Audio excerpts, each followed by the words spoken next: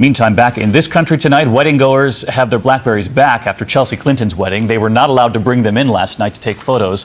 But of course, there was a wedding photographer, and Lindsay Davis has the images tonight. No more speculation. The fairy tale wedding is easily told with pictures. The former president turned father of the bride linked arms with the young girl we watched grow up in the White House and walked her down the aisle. She beamed as she tied the knot in an interfaith ceremony with investment banker Mark Mezvinsky.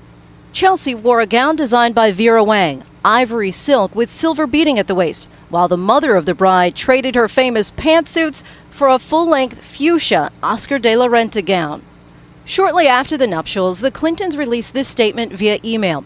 "We watched with great pride and overwhelming emotion as Chelsea and Mark wed in a beautiful ceremony at Astor Courts.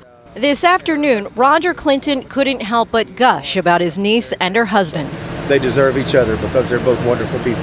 The royal wedding in Rhinebeck might as well have been dubbed the loyal wedding. Today, guests who witnessed the I-dos packed up their belongings, tucked away their memories, and largely kept their mouths zipped. I mean, these people look like they're going to take the confidential agreements to the grave. As a thank you, guests received these gift bags, photographed by TMZ, filled with Clinton Vineyards wine, cookies, peaches, and a note from the bride and groom.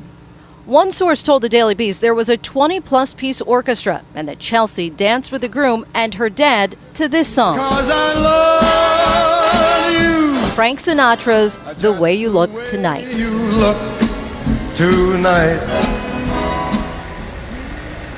The music didn't stop until 4 in the morning. The weekend festivities wrapped up with a brunch today, and now this sleepy town is heading to bed.